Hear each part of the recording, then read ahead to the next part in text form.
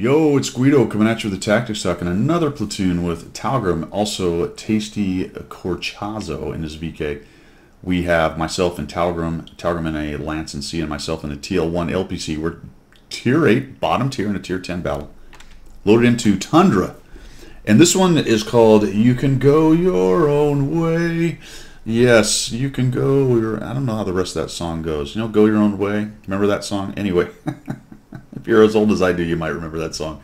If you're as old as I do, or am, I've done a lot of videos today, so maybe my mouth doesn't work very well. We have loaded into Tundra, not that it ever did, into the North Spawn, bottom tier mediums. All right, what do we do? Well, generally, most people would say, well, you stick together and you work together. Well, Talgrim plays this map a lot different than I do.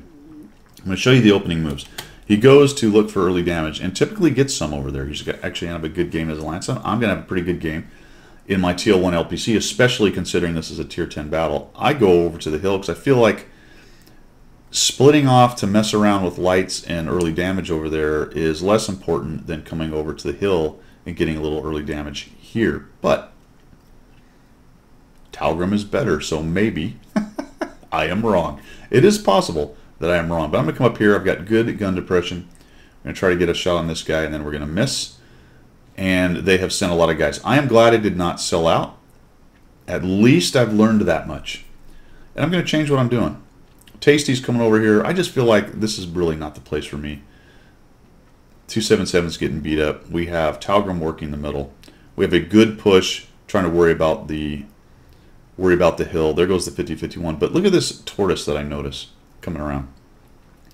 Ode Mata over here has pushed around the corner, and I find this to be very interesting. I'm going to go see if I can grab some scraps. You see that Talgrim is working in the middle. We've got the super heavy. Tasty is working on helping with the hill. They've taken the hill, but the question with this hill is, what do you do with it? It is generally good to get it, but sometimes it's not very useful if there's no shots. Let's see how this one plays out. And then I notice that 50-51 goes, hey, this guy has a good idea, this tortoise.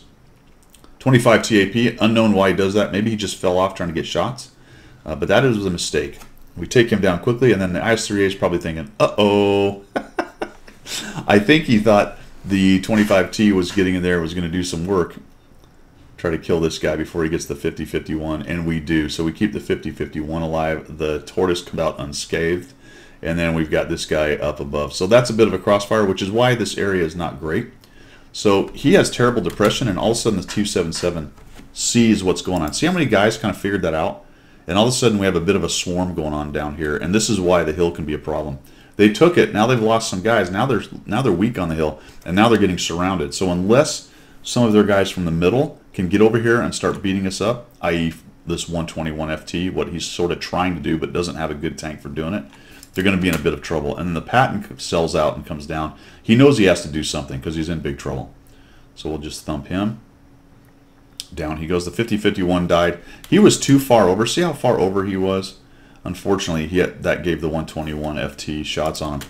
So I'm going to sort of ignore that 120 unless he comes down and comes at us. I'm not going to worry about him too much.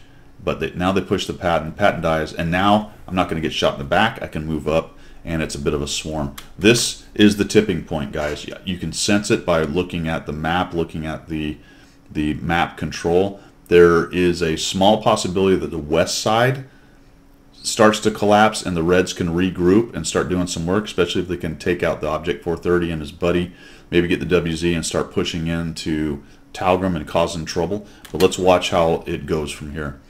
I'm going to come up to the top. I'm looking for him. There he is. So that guy has moved over there. He's not really paying attention to me. He should have run away. There was no reason for him to go there. He should be back in there somewhere, going back to his guns. So he has really kind of left himself out to dry. We'll just come in here and ram him. There we go. And he dies to the 277. And really the route is on at this point. It's 6-1. What I was talking about over on the west side has not developed. The middle, there's nobody that's flexed back to take us out. The guys that were in the middle over there with the Type 5 and the T30 are starting to die. You can see that Talgrim's pushing up through the middle as well, leveraging all of that. And now they're in big trouble. And that's what happens when I'm having a good game. Every time. Get 1,600 damage, and here comes Talgrim and myself in our swarming mediums. Little tier 8 mediums, right? Oh, I can't. It's no fair. Matchmakers really mean, and I can't. My tier 8 will never do anything. Blah, blah, blah. You silly leopard. He's going to ram me. Thank you. I'll take that. I'm heavier than him. Yes, it took some damage off me, but it took him off the board, and we're up to 2,036. Talgrim pushes right in on the 110 E3, and now I'm going to support him, make him fight 2 different directions, which he is not going to be able to do. He gets thumped. I'll come in here and try to track him. There we go. Pull back. It's unfortunate I didn't get any damage off of him, but I did get the track. Probably was a heat shell, wasn't it? I didn't pay attention to that. Talgrim takes him down, and so I know he's dead, so I just ignore him, and I'm pushing to the next hit points. This will be some good hit points, right? No. What the? All right, that's 3 shots that probably should have given me some points.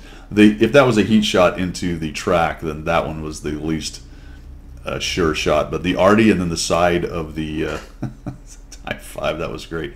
ST1 sees him coming. A little shot at him. There we go. Back, back, back. No! And I survived at 423. Sweet. 65 hit points left. 2,338. 259 assists. 1 kill for me. 3 for Talgrim. And he's got a little bit more damage. But bottom tier, tier 8 mediums. And, you know, sometimes especially if you've got good enough players, and I think to some extent lower tiers can get away with splitting up a little bit like that. Working together with the 100-01 was going to be hard because that was a completely different kind of tank and play style. But it was nice what he did. He went up the hill and helped them bully on the hill. Take that big tanking armored beast up there and kind of anchor the back side of it while we did that little flank down there. That actually helped us out quite a bit. Kept them from pushing down into the north side of the hill and coming around to us. So I don't recommend it as a general rule to just split up like that, but we all went to useful places and we saw something we could do and we pushed it. And especially I think in the case of Talgrim and I could tell that we were kind of paying attention to what each other were doing, and especially towards the end then we started to leverage the advantages we had helped create on the map right there, and then pushed in and started gobbling up the rest of the hit points. Now this was a romple stomp, clearly. Would it have been without what Talgrim and I and Tasty did? Maybe. Probably would have still been a win if we didn't do any damage based on the way the enemy played, but I'm not sure about that. I'm going to leave that door cracked. You know, especially the push for me with the Tortoise and the 50-51 and then the 277. That was critical to wiping those guys off the hill pretty quickly, and they reacted poorly to it, and then that brought everybody from that side of the map over to the other side of the map. So sometimes splitting up is not a bad idea. But have an eye towards getting back together when the situation warrants. Have an eye towards getting back together, and then you can start working together, and you see that we ended up doing that towards the end. All right, guys, that's all I've got for today. Hope you liked that one. If you did, go ahead and throw me a follow. We will see ya.